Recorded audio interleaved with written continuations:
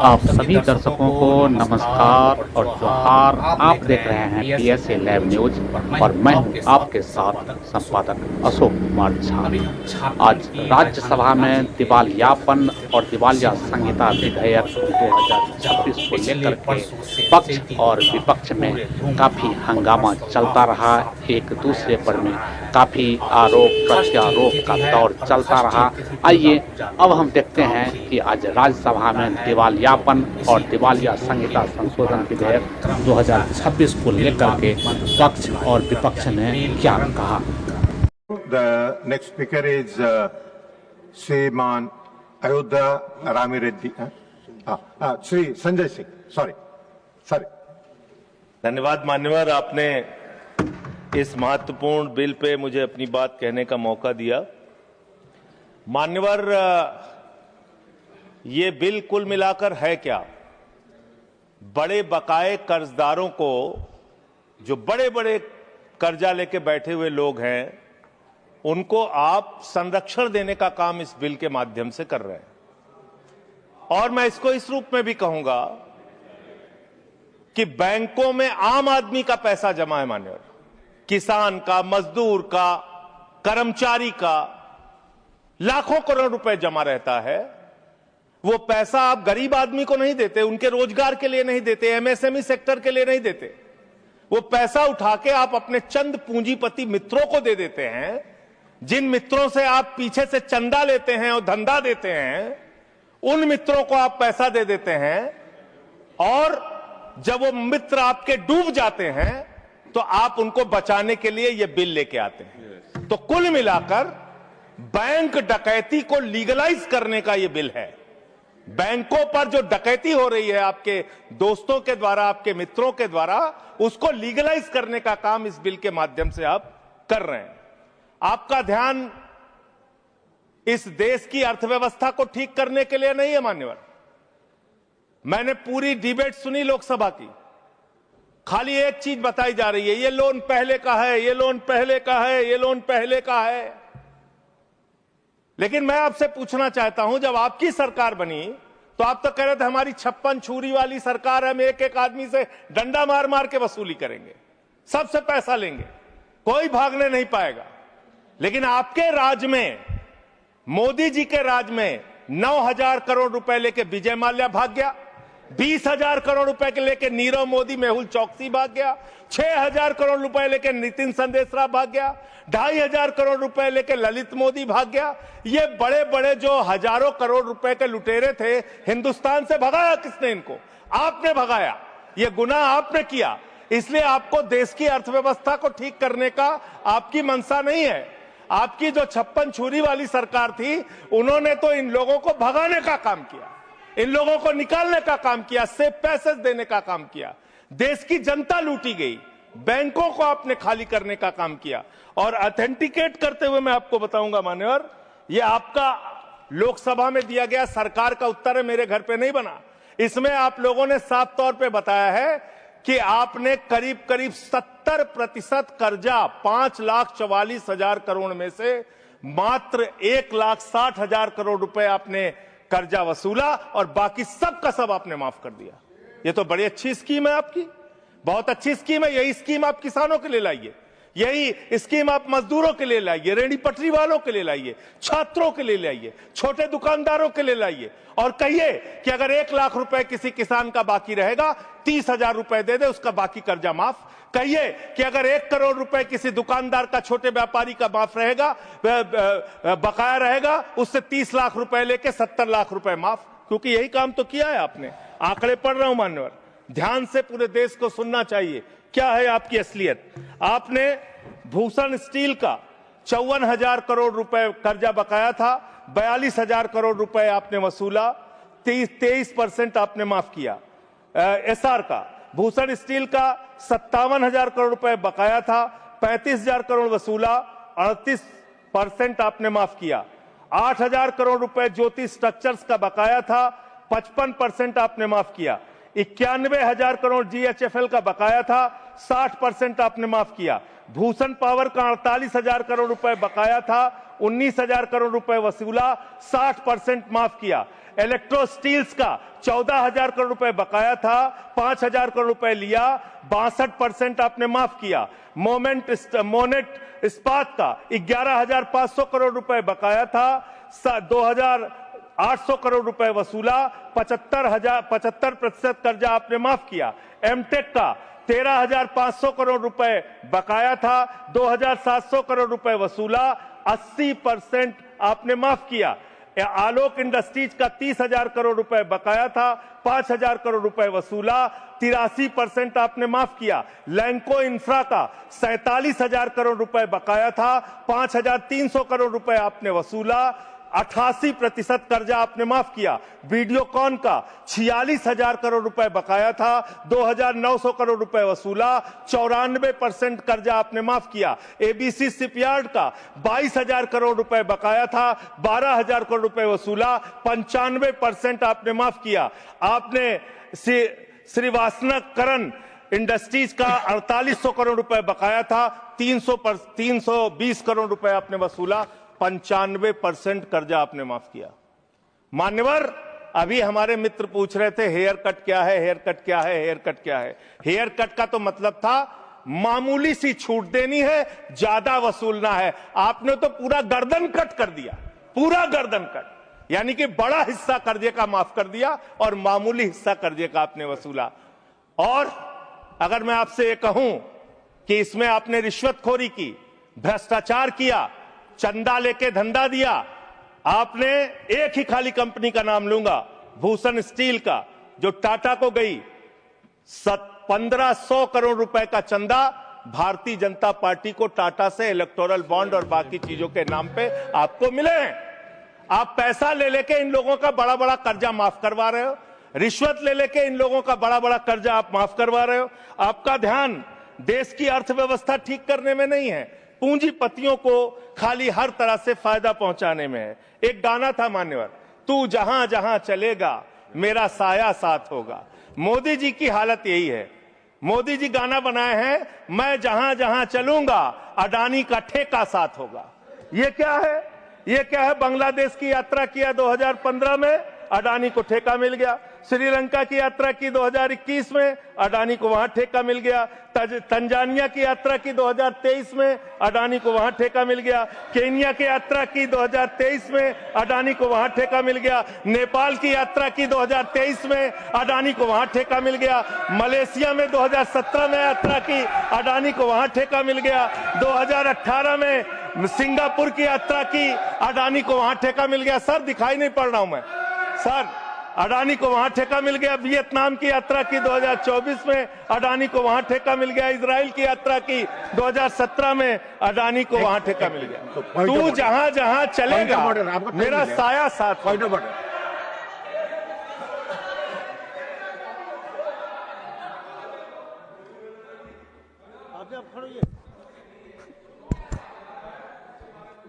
कोई भी रिलेवेंट नहीं है।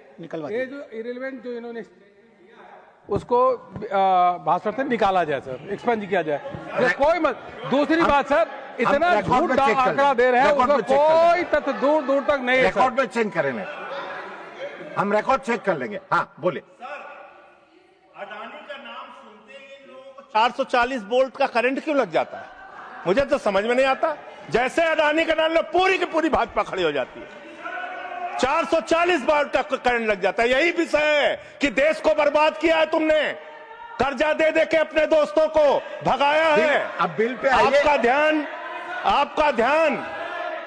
ध्यान बड़े बड़े पूंजीपतियों से। मान्यवर मेरा समय जा रहा है, मान्यवर मेरा समय जा रहा है, मुझे बोलने दीजिए। मान्यवर, आपका दिमाग, हम चेक कर लेंगे। आपका दिमाग बड़े बकायेदारों से कर्ज वसूलने में नहीं है। अगर होता तो ये हजारों करोड़ के जो बकायेदार, इनके पासपोर्ट जब्त करो ना। संजय सिंह के तो पासपोर्ट आपने जब्त किए हैं, एक एक सांसद के पासपोर्ट आपने जब्त किए हैं। इन डकैतों के पासपोर्ट क्यों नहीं जब्त किए आपने? इन डकैतों के पासपोर्ट क्यों नहीं जब्त किए आपने? नहीं जब्त किए। आपका दिमाग क्या है? यूट्यूबर पकड़ना है, न्यूज वाले को पकड़ना है, 4 PM संजय शर्मा का बंद करना है, राजीव निगम का फेसबुक बंद करना है, मुकेश मोहन पे मुकदमा करना है। खाली आपको अपने विरोधियों का गला घोटने के अलावा दिन रात कोई काम नहीं है। खाली आपको अपने चंद पूंजीपतियों को फायदा पहुंचाना है। देश की जनता भाड़ में जाए, कोई मतलब नहीं आपको।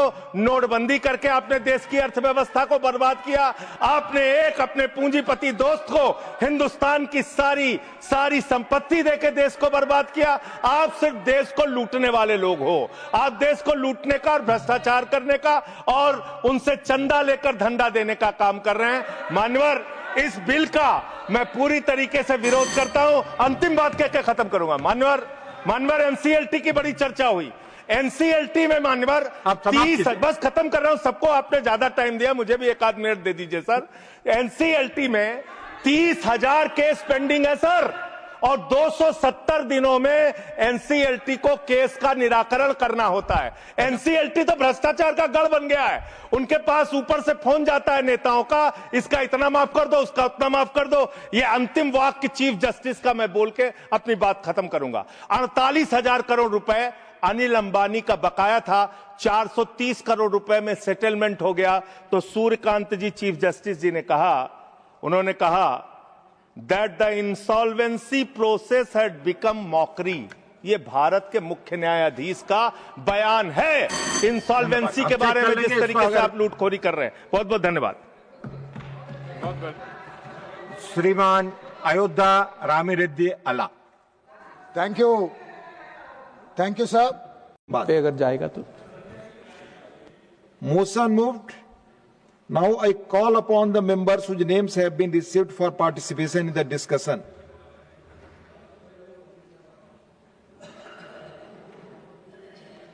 श्रीमान राजीव शुक्ला जी। धन्यवाद उपसभापति जी कि आपने मुझे इस पे बोलने का अवसर दिया।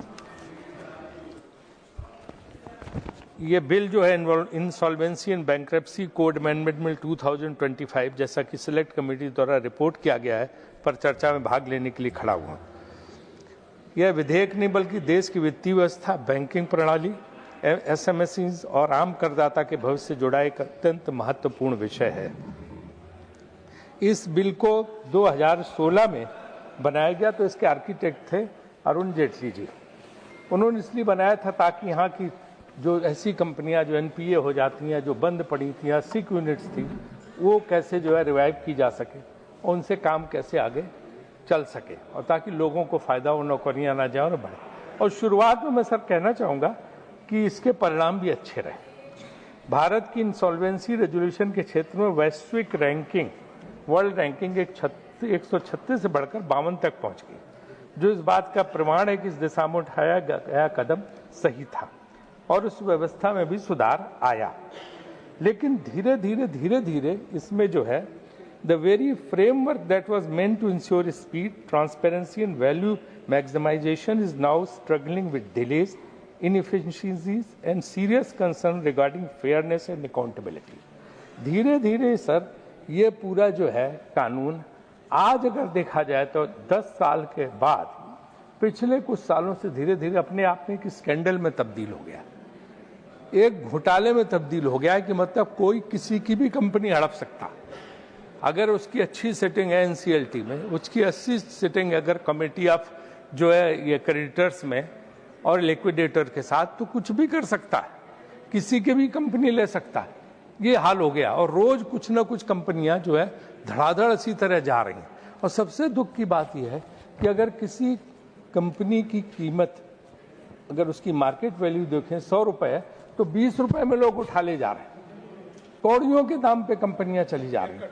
और जो है उसकी, और इसके बाद हेयर कट भी मिलता है। ये नई चीज, हमने तो हेयर कट वही सुना था कि जो बाल कटाने के जाए तो हेयर कट है। ये हेयर कट एक ऐसा शब्द आया कि तमाम लोगों के, आम आदमी की समझ में नहीं आता। लेकिन हेयर कट का मतलब बैंक जो है, जो उसके ऊपर लोन है, जो उसके ऊपर कब्जा है, जो उनका जो कर्ज है, उसमें इतना कंसेशन, इतनी रियायत दे देती हैं जो लेने वाले को कि पूछो मत। तो सारी चांदी जो है इन कंपनियों का हड़पने वाली की हो जाती है। और जो ओरिजिनल प्रमोटर है जिसने अपनी जिंदगी लगाई, 30, 40, 50 साल लगाए, खून पसीना लगाया, उसके हाथ से बालू की तरह फिसल के वो कंपनी चली जाती। ये एक बहुत बड़ी समस्या हो गई। एक अच्छे उद्देश्य से बनाया गया कानून आज एक घोटाले में परिवर्तित हो गया। उसको रोकने के लिए मंत्री जी क्या व्यवस्था कर रहे हैं ये बताना चाहिए, क्योंकि हमें कोई नाम नहीं लेना चाहूंगा। दर्जनों उदाहरण ऐसे हैं जिसमें कौड़ियों के दाम 40 रुपए की चीज 4 रुपए में चली गई, सिर्फ जुगाड़ के जरिए, और कोई कुछ नहीं रोक पा रहा, कुछ नहीं कर पा रहा। और सब जानते हैं, हमारे सामने वाले मित्र भी जानते होंगे, इनकी जानकारी भी होगा, लेकिन कोई कुछ बोल नहीं पा रहा। इसको कैसे रोकोगे? जो इसमें जो है ये जबरदस्त जो है ट्रांसपेरेंसी कमी आई, जवाबदेही की कमी आई, और ये जो घोटाला जबरदस्त चल रहा, इसको कैसे रोका जाए? क्योंकि एक अच्छे कानून के लिए जरूरी है, अगर आप ओरिजिनल प्रमोटर को भी वही सुविधा, हम कहते हैं हेयर कट पूरा न दो, आधे दे दो, तो अपनी कंपनी रिवाइव कर लेगा, क्योंकि उसका खून पसीना लगा है, उसको पता है कि हमने कैसे कंपनी खड़ी की है। वही सुविधा उसको भी दे दो, तो उसको तो खलनायक बना दिया। और इसके बाद जो बाहर से कोई भी आके ले जा रहा है, और कितने भी ले जा रहा है, कोई उसकी गिनती नहीं, कुछ नहीं। तो और वो भी आजकल तो 2, 4, 5 उद्योगपति व्यापारी हैं जो हड़पने में लगे चारों तरफ पूरे देश में, जगह जगह जहां कोई कंपनी मिले उसको हड़प लो, जहां कोई कंपनी में हड़प लो। मुझे लगता है ये तो बहुत भयानक जो है विचार करने की बात है कि एक अच्छे उद्देश्य से जेटली जी ने इस कानून को बनाया था, उनकी बड़ी इसमें जो है लगाव था। वो चाहते थे कि जो बीमार कंपनियां हैं उनका कम से कम रिवाइवल हो जाए। अब यहाँ तो बीमार आदमी अगर बिस्तर पर पड़ा है तो बीमार आदमी की चारपाई भी बेच दे रहे हैं, उसका घर भी बेच दे रहे हैं, उसका जो कुछ भी है जमीन जायदाद सब बेच को उठा ले जा रहा कोई दूसरा। तो बीमारी से उसका रिवाइवल क्या हो रहा? कुछ नहीं। किसी को मुफ्त मिल जाए तो खुद अपने आप कर लेगा। इसलिए एक बड़ी चीज है जिसको कि देखना चाहिए। एक इसमें प्रावधान है कि 180 दिन में अब रेजोल्यूशन हो जाएगा।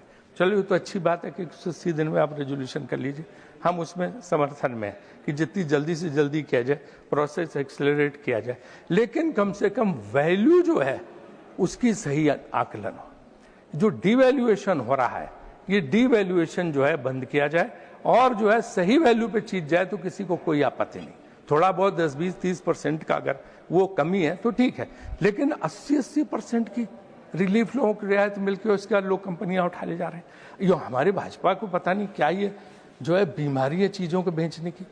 याद है पिछली सरकार जब थी, इनकी सब होटल बेच दिए थे, जितने सरकारी होटल बेच दिए, और 2 करोड़ रुपए में मान्यवर जो है 15 एकड़ का खजुराहो का होटल बेच दिया था। मुझे आज तक भाषण याद है, राज्यसभा में शरद यादव जी ने कहा था कि 2 करोड़ के तो वहां पे बर्तन, कारपेट और फर्नीचर है, लैंड की कीमत तो छोड़ दो, लैंड की कोई वैल्यूशन नहीं। इसी तरह अशोका होटल जो था, जो कर्नाटक के मुख्यमंत्री के घर के ठीक सामने क्या लोकेशन थी, 30 करोड़ में चला गया था। ऐसे तमामों 50 होटल मुफ्त उन्होंने बेच दिए थे। अब ये प्राइवेट कंपनियां बिचवाने के भी धंधे में लग गए, उनको भी जो है कौड़ी के दाम पे बिकवाने लगे। तो भैया ये रोको यार, किसी ने अपनी जान लगाई, अपना खून पसीना लगाया, उसके परिवार वालों ने, पिताजी ने, बेटे ने, तीसरी जनरेशन ने, और कंपनी हाथ से ऐसे फिसल जा रही कि पूछो मत। तो एक ये बहुत बड़ा मुद्दा है जिसपे जो है मुझे लगता है कि सरकार को ध्यान देना चाहिए।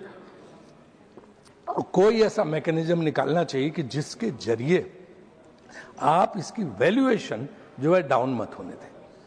जो है वो चीज जो है, जो उसकी कीमत है, मार्केट वैल्यू है, उस हिसाब से जाए, या थोड़ी बहुत रियायत दे दो, कौड़ियों के दाम मत बेचो। ये मेरा इसमें एक महत्वपूर्ण ढंग से कहना है।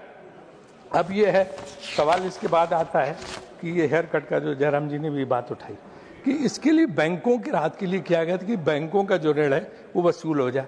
तो बैंकों को भी कोई राहत नहीं मिल रही है। वो क्रेडिटर्स कमेटी वो अपने हिसाब से जो बोला जाता कर देती, लेकिन जब हेयर कट लंबा दिलाओगे तो बैंकों पे भी बहुत ज़्यादा बोझ आ रहा, तो वो भी इसमें जो है नहीं कुछ कर पा रहे हैं और ना कुछ कह पा रहे हैं, वो भी चुपचाप बैठे हुए हैं। और इसके बाद जो है वो जो चाहते हैं उस हिसाब से लोग करवा लेते हैं। तो बैंकों को भी नुकसान हो रहा है, ओरिजिनल प्रमोटर को भी नुकसान हो रहा है, आम लोगों को भी नुकसान हो रहा है। और ये जो NCLT में जो जजेस लगाए जाए, चाहे आपको सुप्रीम कोर्ट के चीफ जस्टिस से बात करनी पड़े, किसी से, उनकी इंटीग्रिटी पे बहुत ध्यान रखना चाहिए। उसमें ऐसे लोग लगाने चाहिए जिनकी इंटीग्रिटी अच्छी हो। वो रिटायर जज के रूप में एक अपनी उस जगह पे बैठ जाते हैं, और उसके बाद क्या उनकी अकाउंटेबिलिटी है ये कुछ नहीं पता। तो इसलिए जो है NCLT में लोग खूब सेटिंग करने के चक्कर में एजेंट घूम रहे हैं दिल्ली में NCLT में सेटिंग कराने के लिए, जिसको चाहो मिल लो आप। तो ये बहुत जो है बड़ी समस्या है और ये बात हम संसद में ही कह सकते हैं, इसलिए हमने यहाँ पे ये बात रखी। ये देखना चाहिए। तो जो कमेटी ऑफ क्रेडिटर्स एनसीएलटी में जो लोग हैं, उसमें ब्यूरोक्रेट्स भी होते हैं, जजेज भी होते हैं, उनकी हाई इंटीग्रिटी होनी चाहिए। और उसके साथ साथ लिक्विडेटर कैसे आप अपॉइंट कर रहे हैं वो भी देखना चाहिए, उसकी भी इंटीग्रिटी होनी चाहिए। और ओरिजिनल प्रमोटर का भी आपको बहुत ख्याल रखना चाहिए। अब एक समस्या इसमें आती है जो कि है कि जो छोटे उद्योग हैं उनको इससे बहुत नुकसान हो रहा है। ये हमारी अर्थव्यवस्था की रीढ़ है, लेकिन उनको और रोजगार सृजन में उनकी बहुत बड़ी भूमिका है। लेकिन ये इकाइयाँ बंद हो जाती हैं। हर एक को जो है, अगर किसी ने व्यापार किया हो तो उसको पता है ऊंच नीच लगी रहती है, कभी घाटे में होता है, मुनाफे में होता है, और कभी घाटे में भी चला जाता है। तो ये है, तो उसके ऊपर अगर वो घाटे में चला गया तो उसके ऊपर एकदम हावी होके चढ़ के उस कंपनी की उस व्यापार को सत्यानाश कर दिया था। तो ये जो है देखना चाहिए कि भाई व्यापारी का दर्द भी समझना चाहिए।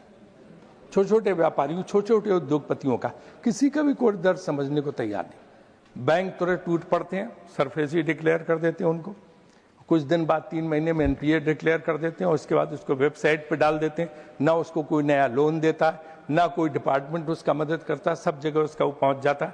तो वो तो हताश हो जाता, निरुपाय हो जाता, उसके हाथ में कुछ रहता नहीं। तो ये एक बहुत बड़ी समस्या है। जो बड़े बड़े देनदार हैं, जिनके बड़े बड़े जिन्होंने बैंक से लोन ले रखे, उन पर इतना कुछ हो नहीं रहा। ये सब छोटे वाले जो हैं, छोटे वाले एमएसएमई सेक्टर को बहुत बड़ा नुकसान हो रहा। और उनको जो घाटे में जाते हैं उसकी वजह रहती है जो पेमेंट उनको टाइम पे नहीं मिलता। सरकार का अगर उनको कोई काम किया, कभी टाइम पे पेमेंट नहीं मिले।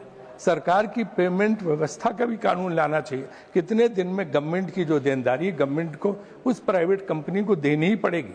बड़ी बड़ी कंपनियां इसमें डूब गई क्योंकि गवर्नमेंट को जो देना था पैसा गवर्नमेंट से नहीं मिला। फाइलों में चक्कर काट रहे, काम उन्होंने पूरा करके दे दिया। तो ये एक बहुत बड़ी समस्या है कि जो गवर्नमेंट को जो पेमेंट देने गवर्नमेंट देती नहीं, उसकी वजह से वो कंपनी जो है घाटे में आ जाती। बैंक वाले तुरंत उसके ऊपर जो इसको सरफेसी और एनपीए डिक्लेयर कर देते हैं। उसके बाद उसके हाथ से सब कुछ निकल जाता है। फिर कोई आता है, हेयर कट लेता है, कौड़ियों के दाम पर उस कंपनी को उठा के निकल जाता। आप घर में बैठे रह जाते, आप रोते रह जाते हो, आपके सामने कोई विकल्प नहीं रहता। इसलिए ये मैं ही कहूँगा कि ऐसा कोई मैकेनिज्म बनाया जाए जिससे कि जो है ये जो हो रही है धांधलेबाजी, ये कैसे जो है खत्म की जाए। और जो बड़े बड़े डिफॉल्टर हैं, चाहे वो बाहर चले गए हो चाहे यहाँ हो, उनको जो है उनके ऊपर भी जो है एक्शन हो, वो लाया जाए पैसा। तो मेरे ख्याल से ज़्यादा अच्छा है, बजाय इसके कि जो है कि जो छोटे छोटे उद्योगपति और छोटे छोटे जो व्यापारी हैं उनके लिए जो दिक्कत पैदा की जा रही है वो जो है अपने आप में एक बहुत जो है मुश्किल सा। दूसरा क्या है, एक इन्होंने और इसमें एक चीज़ डाली है कि ये मुझे लगता है एक तरफा पूरी तरह से टिल्टेड, जिसमें 66% वोट के साथ आप क्या है कि अब जुडिशियल ओवरसाइट भी हटा दिए। जो नया कानून है उसके हिसाब से जो जुडिशरी का भी दखल होता था वो भी हटा दिया। जो है ये कमेटी ऑफ क्रेडिटर्स माने क्रेडिटर्स, बैंक और वो मिलके किसी को भी जो है किसी की भी कंपनी ले सकते हैं, उसमें अदालती दखल की गुंजाइश भी हटा दी है। तो अगर अदालत से भी कोई रिलीफ लेने जाए तो भी मिलना मुश्किल है। और लिक्विडेटर भी, अगर लिक्विडेटर ही सोचे कि हम देखो देख दाग के काम करेंगे तो 66% वोट के साथ उसको भी हटा सकते हैं। ये भी प्रावधान इसमें डाल दिया गया। तो ये जो है पूरी तरह से एक तरफा, अगर कोई एक जुडिशियल सुपरविजन है नहीं तो मनमानी ढंग से काम होंगे आगे, और जिसको संभालना इस देश के लिए बहुत जरूरी है। और मुझे लगता है कि इस पे पुनर्विचार किया जाए, और पुनर्विचार करने के बाद जो है इस बिल को पारित किया जाना चाहिए। अब एक समस्या इसमें ये है कि जो बड़े बड़े डिफॉल्टर्स हैं उनके ऊपर क्या कार्रवाई होगी वो भी सरकार को बताना चाहिए, क्योंकि बड़े डिफॉल्टर्स जो हैं वो लंबे समय से जो है बच के निकल जा रहे हैं। विलफुल डिफॉल्टर जिनको बोलते हैं, विलफुल डिफॉल्टर्स जो हैं वो लंबे समय से बच के निकल जा रहे हैं। तो उनके लिए सरकार ने क्या प्रावधान किया है, उनके ऊपर क्या एक्शन होगा, कब एक्शन होगा, वो पैसा रियलाइजेशन हो तो छोटे छोटे उद्योग वाले इस तरह के लोग कभी नहीं मारे जाएंगे। लेकिन उसमें जो है इतनी ढील है कि पूछो मत। अब एक किस में प्रोविजन है कि अगर उसकी बाहर भी कोई कंपनी है तो उससे भी क्या देनदारी है वो भी इसमें बताया जाएगा, और वो जो है उसको भी वो जो है ले सकते हैं। तो ये देखना पड़ेगा कि जिस कंपनी का एनपीए है वही कंपनी लेंगे क्या उसका सारा कुछ ले लेंगे, ये भी देखने की बात है। ये कौन तय करेगा।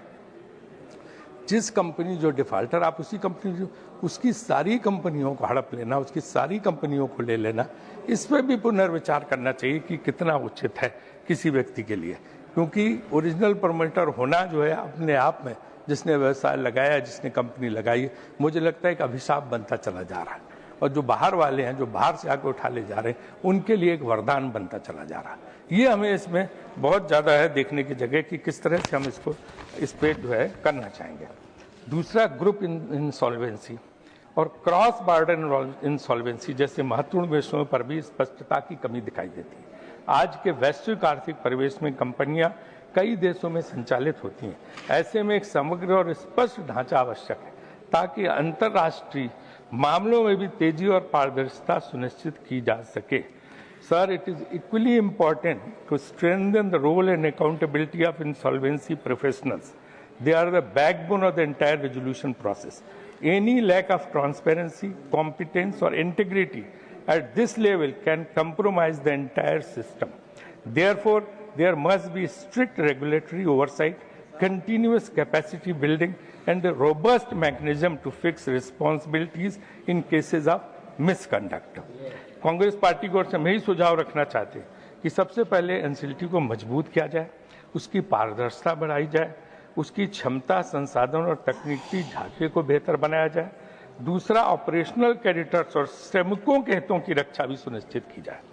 इसके अलावा एसेट वैल्यूएशन और बिडिंग प्रोसेस में पारदर्शिता लाई जाए, एक्सेसिव हेयर कट्स पे नियंत्रण रखा जाए और बड़े डिफॉल्टर्स के खिलाफ सख्त कार्रवाई सुनिश्चित की जाए ताकि जवाबदेही तय हो सके। Sir, the idea behind IBC was truly transformative. It was meant to bring discipline, efficiency and transparency into India's financial system. However, the current reality shows that there is a significant gap between intent and implementation.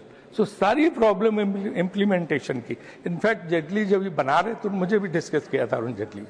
मैंने उनसे कहा था कि first right of refusal का clause इस पर डालो। अगर कोई आदमी जेन्युइन है और उससे जेन्युइन घाटा हो गया और वो परेशान है फ्लॉड बिजनेस मॉडल की वजह से, तो एक मौका तो उसे दो, जो कम से कम उसको वो जो मदद आप इसको पूरी दे रही हो उसकी 50% की मदद उसको दे दो, तो शायद वो कंपनी को रिवाइव करा ले, उसका खून पसीना उसमें लगा है। लेकिन जो है वो नहीं हो पाया उस समय, और वो नहीं हुआ तो आज देखो क्या नौबत आई कि जो चीज 40 रुपए की है वो 4 रुपए में चली जा रही है। कौड़ियों के दाम लोग उठा ले जा रहे हैं और लूट मची हुई है, लूट अंधी लूट मची हुई एनसीएलटी वगैरह। ये एक स्कैंडल है। आगे जाके जब सरकार कभी आएगी आप देखना कितना बड़ा इस कानून में संशोधन होगा, आप सोच भी नहीं सकते। धन्यवाद। धन्यवाद। The next speaker is Dr. Radha. धन्यवाद। The next speaker is Dr. Radha Mohan Das Agarwal. सभापति उपसभापति महोदय, मैं इस बैंकरप्सी कोड विधेयक के समर्थन में बोलने के लिए खड़ा हुआ हूं। मैं बोलना तो कुछ और चाहता था, लेकिन माननीय सदस्य राजीव शुक्ला जी ने देश के विकास के संबंधित इतने महत्वपूर्ण विधेयक पर देश के नागरिकों के सामने इतना झूठ परोस दिया है और इतना संशय पैदा कर दिया है कि मुझे लगता है कि पहले जो इन्होंने झूठ बोले हैं और जो तथ्यात्मक बातें गलत कही हैं, उन बातों को ठीक से सदन के सामने रख दिया जाए। माननीय शुक्ला जी ने जब अपनी बातें शुरू की और जब ख़त्म की, उन्होंने यही कहा कि ये सारी संपत्तियां कौड़ियों के बीच मूल्य बेच दी जा रही हैं, 100 रुपये की चीज़ 4 रुपये में। मेरे पास कुछ आंकड़े हैं, मैं उन्हें यहाँ रख रहा हूँ। ये सितंबर 2025 का रियलाइजेशन मैट्रिक्स है एनसीएलटी के संदर्भ में। Realization as a percentage of the liquidation value 170%. Realization as a percentage of fair value 93.79%. Haircut relative to the admitted claim 67. Haircut related to the fair value 6%. सभापति महोदय, उपसभापति महोदय, इन्होंने कहा कि बैंकिंग की स्थिति बड़ी खराब होती जा रही है। मैं कुछ बैंकिंग के आंकड़े भी नहीं, उन्हें छोड़िए, मंत्री जी का रिप्लाई आएगा। नहीं, उपसभापति महोदय आप उन पर ध्यान मत दीजिए, बस इधर ही रहिए। मुझे आपको संबोधित करके बोलना है। उन्होंने तो जितना परोसना था रायता परोस लिया।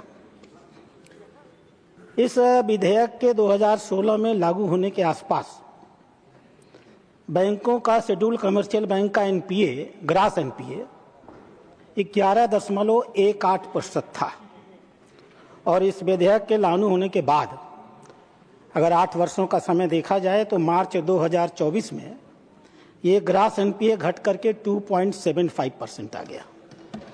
कहाँ 11.1, ये बैंकों का रोना रो रहे थे इसलिए मैं इन्हें बता रहा हूँ।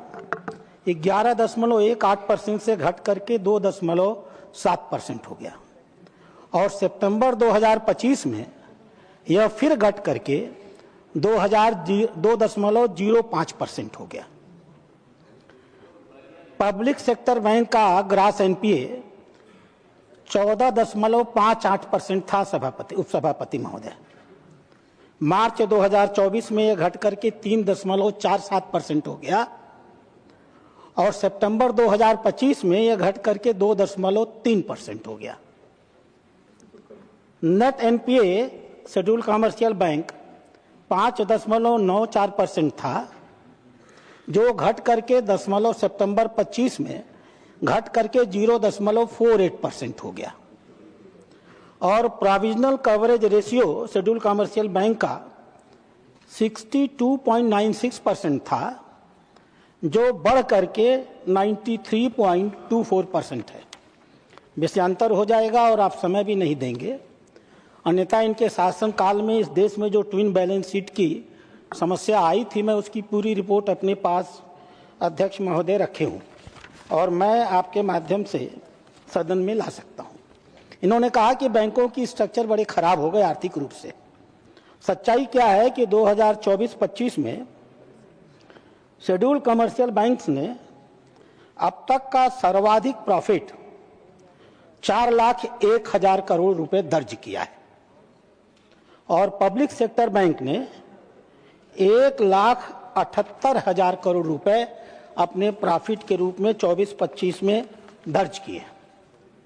उपसभापति महोदय, जब यह कानून नहीं था तो ऐसी जो स्ट्रेस संपत्तियां होती थी उनका सिर्फ 15 से 20% उनकी रिकवरी हो पाती थी।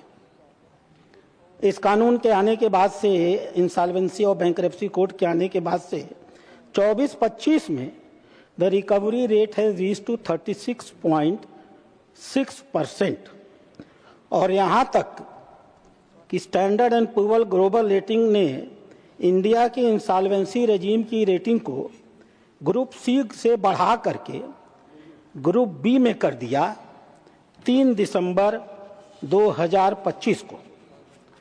और आरबीआई की रिपोर्ट ये कहती है कि बैंकों ने जितनी रिकवरी कर ली उसका 52% करीब करीब इस कानून के आने के बाद से और इस कानून के माध्यम से हुआ है।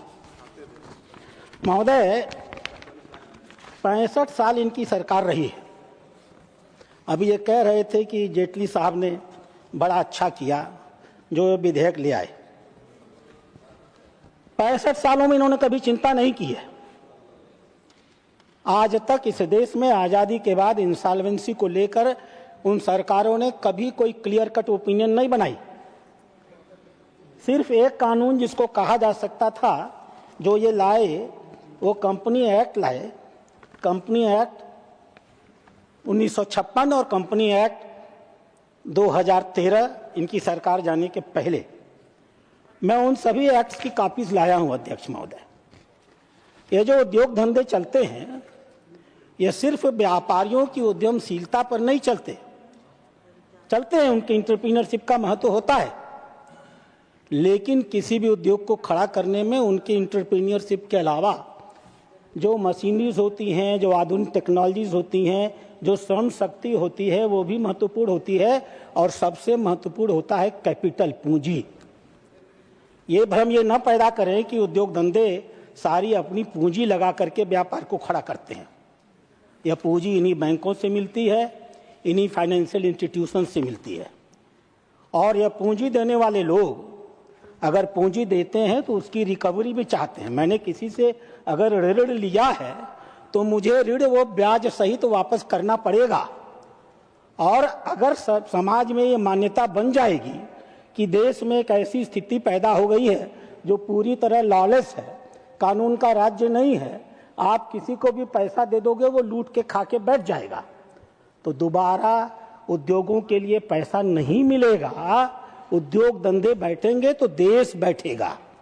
इसलिए उद्योग जितना महत्वपूर्ण है, उस उद्योग की जो रीढ़ की हड्डी है उसको मिलने वाला पूंजी निवेश और उसका उचित ब्याज के साथ उसकी वापसी, वह दोनों महत्वपूर्ण है। इनके इस एक्ट में अध्यक्ष महोदय, मैं 2013 के एक्ट की बात कर रहा हूं। 1956 के एक्ट में तो एक व्यवस्था भी थी इनके कि यदि किसी ने किसी कंपनी को कोई ऋण दिया है तो वह ऋण वापसी के लिए सरकार को पिटीशन कर सकता है। यह बोर्ड और नहीं था, लेकिन सरकार के पास जाने का रास्ता था। 2013 के एक्ट में इन्होंने ये प्राविधान भी वापस कर लिया कि यदि किसी व्यक्ति ने ऋण लिया है तो उसका ऋण, अगर किसी व्यक्ति ने अगर ऋण दिया है और उसका ऋण अगर डेप्टर दे नहीं रहा है तो वह कहां जाए तो कहां जाए, वह व्यवस्था भी इनके कंपनी लॉ एक्ट में खत्म हो गई थी। उपसभापति महोदय, इस एक्ट के आने के बाद से हुआ क्या? 31 दिसंबर 2025 तक 1376 कंपनियों का रिजोल्यूशन हुआ और 4,11,000 करोड़ की कहते हैं कौड़ी के भाग बेच दिया गया। 4,11,000 करोड़ की वापसी हुई। इतना ही नहीं, पिछले 2016 से लेकर अब तक जो दबाव बना है कि आप ऋण लेके भाग नहीं सकते हैं, उसका फल यह हुआ है कि जब एप्लीकेशंस डाली जाती हैं तो एप्लीकेशन एक्सेप्ट होने के पहले ही वह लोग जो ऋणदाताओं का पैसा लेकर बैठ जाते हैं, उन्हें समझ में आ जाता है कि ईमानदारी से पैसा वापस कर दो।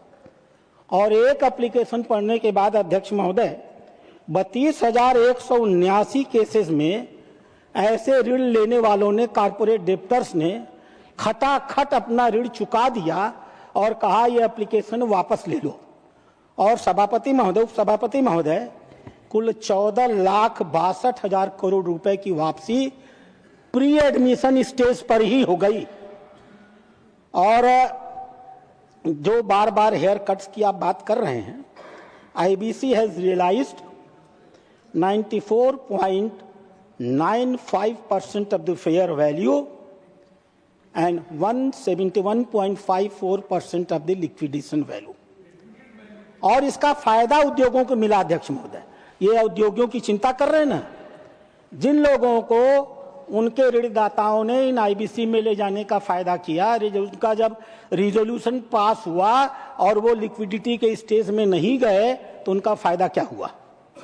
उनका फायदा यह हुआ कि उनका एवरेज सेल बिक्री 89% बढ़ गई, कि उनकी एसेट यूटिलाइजेशन 131% बढ़ गई, कि उनका कैपिटल एक्सपेंडिचर 106% बढ़ गया, कि वहां अब तो सभापति महोदय, उपसभापति महोदय, अभी तो मैंने शुरू में समय समाप्त हो चुका, कैसे खत्म करूंगा?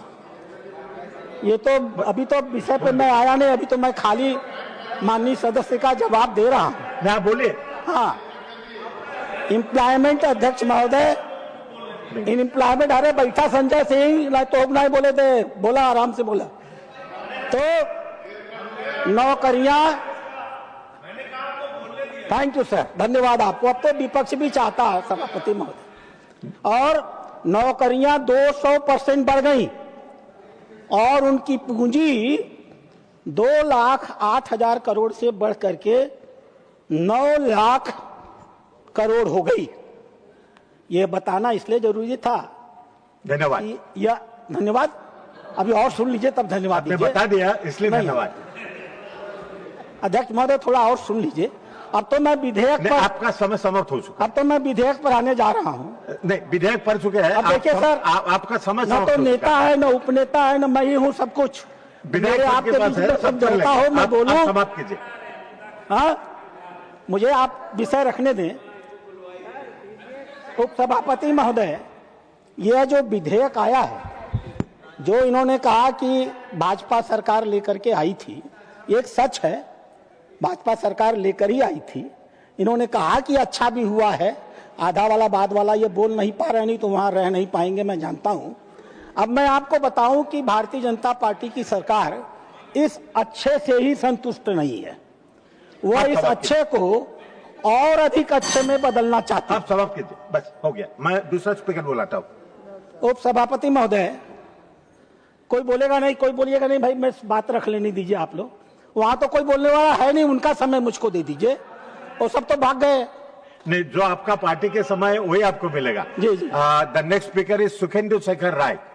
Yes sir. धन्यवाद। Doctor Fauzia Khan not present. श्रीमान मदन राठौर। धन्यवाद उपसभापति महोदय, आज आपने दिवालियापन और दिवालिया संहिता संशोधन विधेयक पर बोलने का अवसर दिया, इसके लिए मैं आपका धन्यवाद देना चाहूँगा। उपसभापति महोदय, हमारे यहाँ दिवालिया या दिवालियापन को बहुत अच्छा नहीं मानते। ये एक मतलब किसी को यदि कह दिया जाए कि दिवालिया, तो वो गाली समझता है और झगड़े पर उतर हो जाता है।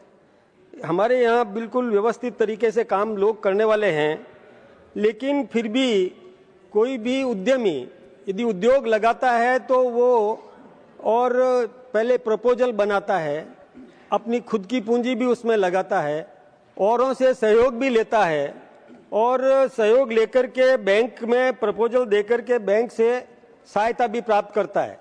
वह जब उद्योग लगाता है और कई बार परिस्थितियों में बदलाव आ जाता है, परिस्थितियों में बदलाव आ जाता है तो उद्योगपति परेशान हो जाता है। यदि भागीदारों में कहीं फूट पड़ जाए तो भी उद्योगपति परेशान हो जाता है।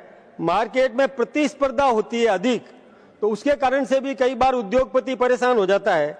कच्चा माल की उपलब्धता में भी कमी आ जाए तब भी उद्योगपति परेशान हो जाता है।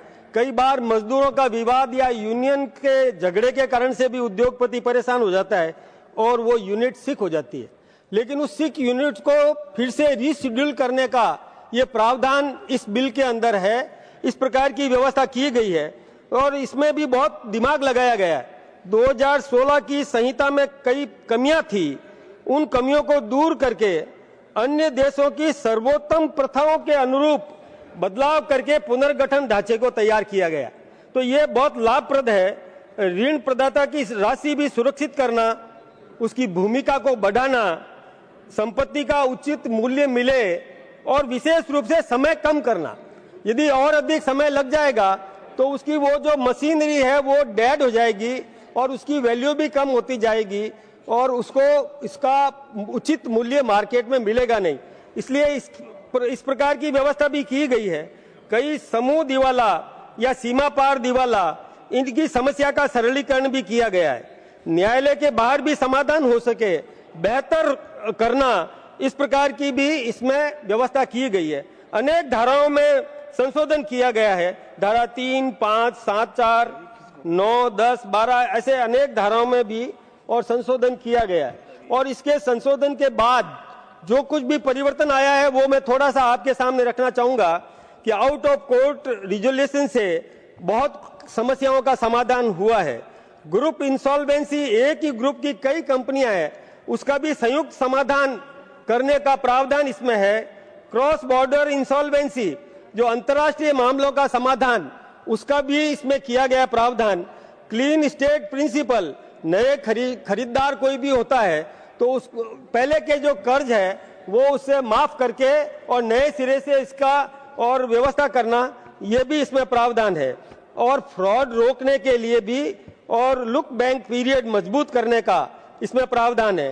टाइम डिले जो होता है उसको कम करना, पारदर्शिता और जवाबदेही, डायरेक्शन, मनमानी को खत्म करना, न्यायपालिका और प्रोफेशनल की अकाउंटेबिलिटी बढ़ी है।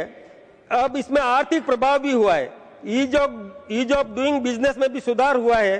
और इससे विदेशी निवेश भी आकर्षित हुआ है, वो भी यहाँ पर निवेश करने के लिए प्रोत्साहित हुआ है, प्रेरित हुआ है। इसका भी हमें लाभ मिलेगा, देश के लिए भी ये लाभप्रद है। उद्योग और अर्थव्यवस्था मजबूत होगी।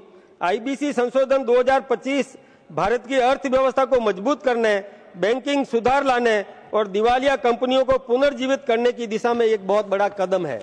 मैं ये भी निवेदन करना चाहूंगा कि आईबीसी का महत्व, पहले डेब्टर यानी कर्ज लेने वाले मजबूत थे, क्रेडिटर यानी कर्ज देने वाले कमजोर थे। अब क्रेडिटर के पास कानून, रेगुलेटर और सुरक्षा भी है। इस संशोधन के प्रभाव से 8000 से अधिक मामलों का समाधान हुआ है। रिजोल्यूशन रेशियो जो पहले 20% था, उससे बढ़कर अब 91% हुआ है। लिक्विडेशन वैल्यू वो भी 170% रिकवरी हुई है। आईबीसी दिवालियापन कानून ने भारत के में ऋण वसूली प्रणाली को मजबूत किया है। और मैं एक और निवेदन करना चाहूंगा कि बैंकिंग सुधार, जो ग्रॉस एनपीए पहले 11% था, अभी 2.3% हुआ है। नेट एनपीए वो 0.6% हुआ है।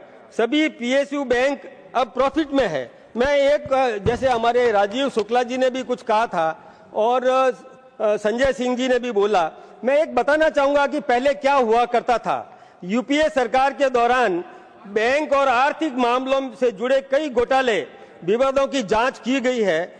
आईएनएक्स मीडिया ये जो है 2007 में हुआ था, जिसमें अवैध रूप से आईएनएक्स मीडिया समूह को 305 करोड़ रुपए का विदेशी निवेश एफआईबीपी मंजूर करने में मदद की थी। इसमें हमारे उस समय के मंत्री का भी योगदान है, जिनको भी गिरफ्तार भी होना पड़ा और जेल में भी जाना पड़ा। उनके बेटे भी जेल में रहे। ये भी एक बात मैं आपको बताना चाहूंगा। एयरसेल मैक्सिस सौदा, जिसमें 2006 में एयरसेल मैक्सिस सौदे को विदेशी निवेश संवर्धन बोर्ड एफआईबीपी की मंजूरी देने में अनियमितता की गई थी और उसमें भी हमारे उस समय के मंत्री का बहुत बड़ा योगदान था और उसमें भी वो जमानत पर है।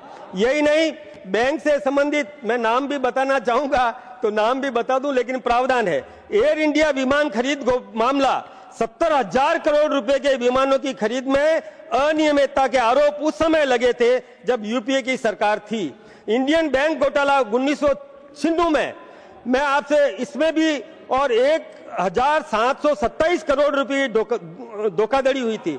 एक नोट छापने वाली मशीन, और वो कैसे, किस प्रकार से पाकिस्तान से साझेदारी थी और मशीनों के लिए ब्रिटिश फर्म को अनुबंध किया था, और कैसे वो विमान वहां पाकिस्तान में इमरजेंसी लैंड किया और किस प्रकार से, और वहां पर वो मशीन का पार्ट, मशीन का कॉपी करने को दिया। ये भी हम सबके सामने है, ये भी हमको समझने की जरूरत है। मैं एक और बात आपके सामने रखना चाहूंगा।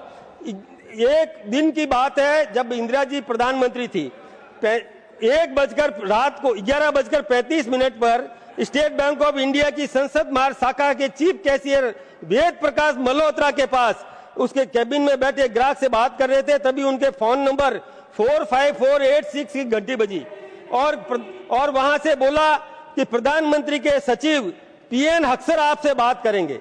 और हाल ही में प्रकाशित एक किताब में भी है, the scam that look nation में प्रकाश यात्रा और रशीद किदवई कहते हैं कि मल्होत्रा के दूसरी ओर से फोन आया, मैं प्रधानमंत्री का सचिव बोल रहा हूं, मुझे आपसे एक बहुत ही गुप्त मिशन के बारे में बात करनी है।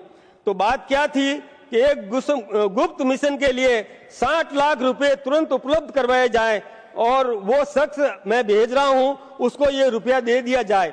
इस प्रकार की बात हुई है। तो ये बात आप राजीव जी, आप खुद जवाबदार हैं, आपको भी ये बात देखना चाहिए था कि जब इस प्रकार की और आपके समय में हो रही थी, आप किस पर आरोप लगाने लगे हैं, ये बात हमको समझने की जरूरत है। यदि आप इस विषय को नहीं समझेंगे और केवल आरोप लगाना ये केवल काम करेंगे तो ये ठीक बात नहीं है। इसको आप समझ करके बोलें तो ठीक रहेगा। केवल आरोप लगाना और कि आपके समय में ये हुआ था, आपके समय में ये था, हेयर कटिंग की बात करते हो। आपको सलाह भी माननीय उस सदस्य ने दी जो हेयर कटिंग भी नहीं करवाते।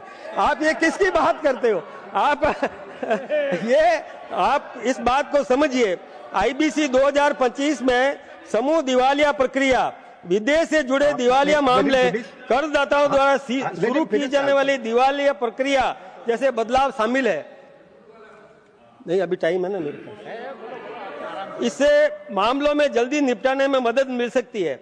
National company law tribunal NCLT और NCLAT में कर्मचारियों की संख्या बढ़ाने, कानूनी सुधारों से बदलाव लाने पर बोझ कम होगा।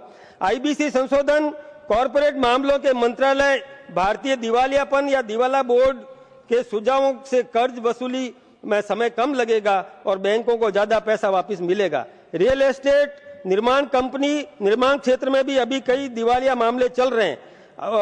ऐसे कई मामले जो हमारे सामने हैं, हम उनके बारे में भी यदि चर्चा करेंगे तो मैं सोचता हूं कि इनको आग लगेगी। और इसलिए मैं एक निवेदन करना चाहूंगा कि कृपया अपने गिरेबान में झांक करके दूसरे की ओर कहें तो ज्यादा ठीक है। जिनके कांच की दीवारों में जो बैठे हैं, दूसरे पे पत्थर फेंकेंगे तो पत्थर खुद को भी झेलना पड़ सकेगा। आपका बहुत बहुत धन्यवाद। के बस खाली जो है क्लैरिफिकेशन, मेरा माननीय मंत्री सदस्य बोल रहे थे और उन्होंने कहा कि एयर इंडिया घोटाले में इतना सारा कुछ गड़बड़ हुआ। हमें बात बहुत बुरी लग रही है। प्रफुल्ल पटेल जी हमारे मित्र हैं, आप उनके खिलाफ बोल रहे हो। जो आपके साथ हैं उनको आपने लिया, उनके सहयोग से सरकार चला रहे हो और प्रफुल्ल पटेल जी पर आरोप लगा रहे हो है? तो आपको देखो ये जो वॉशिंग मशीन की बात है कि अब धुलाई करके ले आए, तो आप प्रफुल्ल पटेल जी पर आरोप लगा रहे हैं। इसका मैं कड़ा विरोध करता हूं। हमारे प्रफुल्ल पटेल जी मित्र हैं, उन पर आरोप नहीं लगना चाहिए, वो आपके साथी हैं। आपने क्लैरिफिकेशन दे रहे, धन्यवाद।